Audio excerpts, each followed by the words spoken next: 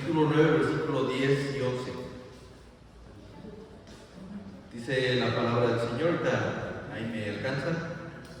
Dice: había entonces en Damasco un discípulo llamado Ananías, a quien el Señor dijo en visión: Ananías. Y él respondió: heme aquí, Señor. Y el Señor le dijo: levántate y ve a la calle que se llama Derecha y busca en casa de Judas a uno llamado Saulo de Tarso, porque he aquí que él ora.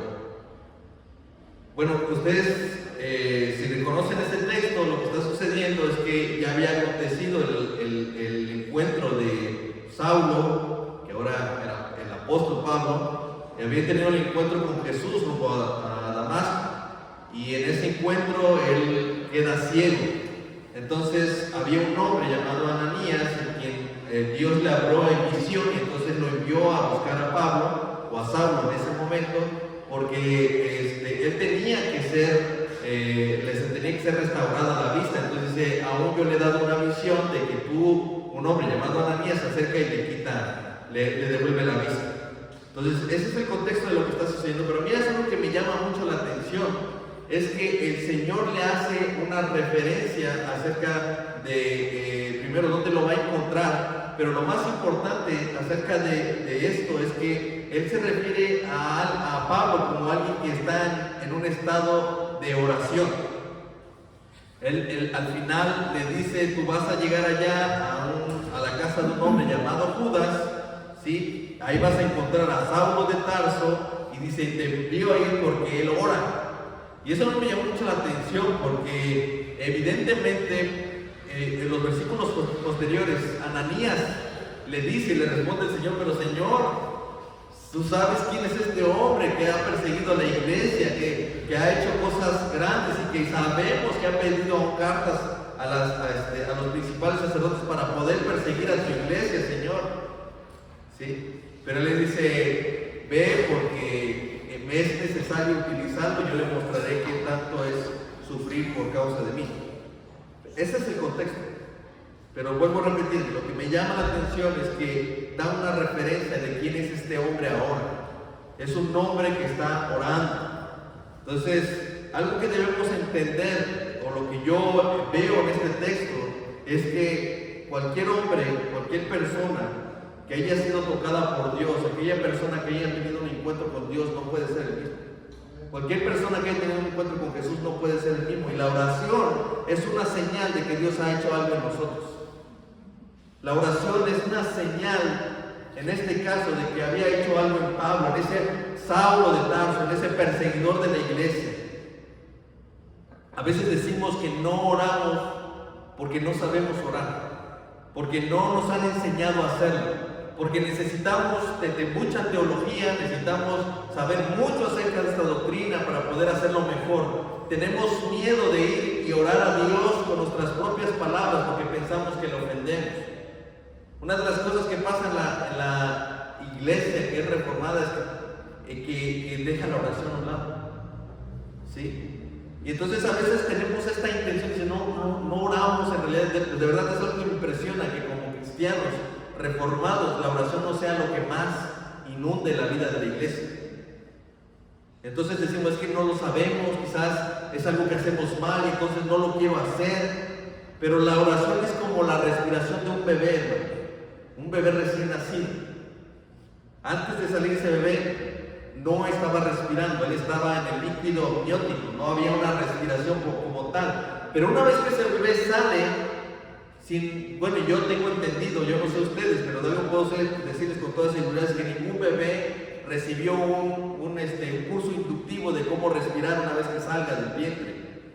¿Sí? Y yo estoy seguro que ninguno de nosotros aprendió a respirar antes de salir al vientre. En el momento en que salieron, que dieron a luz, cada uno de nosotros, lo primero que hicieron es tratar de sacar ese respiro y hacer lo que nunca habíamos hecho. Pablo fue enseñado en su oración a través de su necesidad. Cuando él tiene un encuentro con Jesús, él queda ciego evidentemente, pero el encuentro con Jesús cambió totalmente su vida. Y él en ese momento parecía como un recién nacido en la fe, y sin lugar a dudas lo primero que hizo fue respirar oración. Lo primero que hizo como recién nacido de la fe es orar.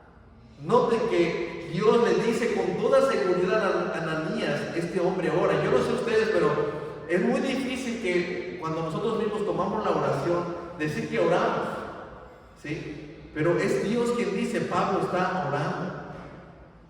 Pablo está orando. Entonces, nosotros tenemos que ver esto, ¿no? La oración es algo que no tenemos. Nosotros no necesitamos ser enseñados en la oración. Nosotros también oramos por necesidad. Y eso es lo que tenemos que ver. O sea, el que ha nacido de nuevo, inmediatamente su primera respiración es la oración.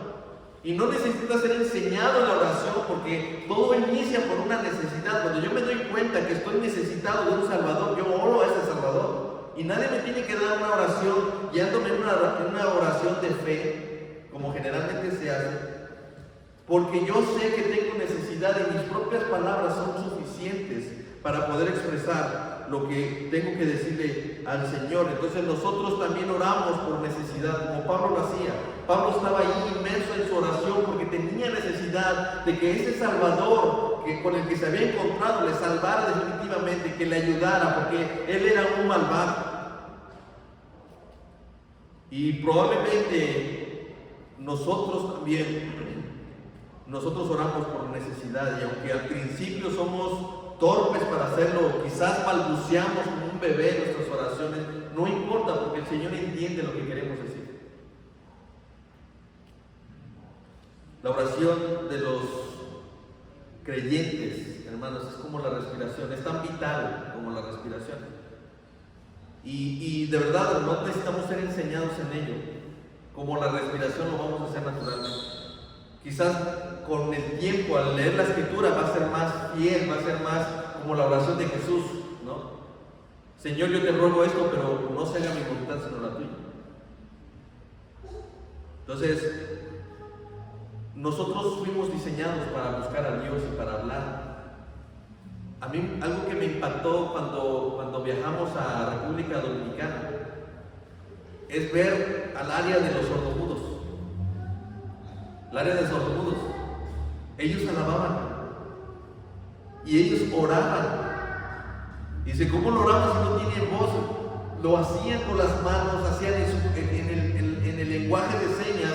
Ellos lograban hablarle a Dios porque podían. Porque lo que estamos orando no son esas palabras que salen de nuestros labios, sino lo que sale de nuestro propio corazón. Eso es lo que hace que la oración funcione, porque hay en mi corazón la necesidad de expresarle a Dios algo.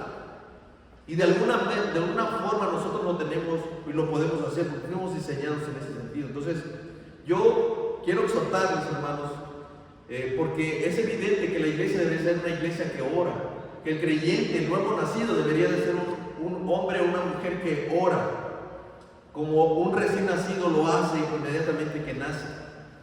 Y yo no estoy aquí para exhortar a los que no están, sino a los que vinieron, a los que se encuentran aquí. Porque yo no puedo exhortarles, oigan, vengan, decirles a ustedes, vengan a los que están. Pero sí quiero exhortar a los que sí están aquí. Y si tú ya estás aquí, entonces ora. Ora como lo que haces al respirar. Si tú buscaste la manera de venir aquí, entonces ora. ¿A qué me refiero? Mira, es que no es hacer un acto de presencia a la reunión de oración, no es eso. No es tu presencia lo que va a hacer diferente esta reunión de oración. Lo que hace especial esta reunión de oración es la presencia de Dios, donde dice, porque dice su palabra que donde estén dos o más reunidos en su nombre, ahí está Él. Entonces, si te hiciste un tiempo, no hagas solamente un acto de presencia, no es solamente hacer un acto de presencia, ora. Si traes algo, preséntalo delante del altar de Dios. Si sabes que tu hermano tiene necesidad, entonces ora, intercede por él. No sea un tiempo perdido. Alguien dijo que el no querer orar es el pecado detrás del pecado. La razón por la que quizás nosotros, donde inicia en realidad nuestro pecado es en el no deseo de orar. ¿Sí? ¿Qué es lo que pasó con Pedro? ¿Sí? Les dijo, quédense aquí un tantito, yo voy acá a orar, oren conmigo. Y Pedro se durmió. 3 horitos después, Pedro le está negando. ¿Sí? Entonces, hermanos, el primer error del creyente es no orar. No orar. Así que si tú no tienes ganas de orar o no sabes cómo orar, entonces ora hasta que aprendas y hasta que tengas ganas de orar. Pero si tú estás aquí, hermano, no solo hagas acto de presencia, ora a Dios. Así como estás respirando ahora, no tengas miedo de orar a Dios, porque la característica o la señal que Dios ha puesto en sus hijos es la oración.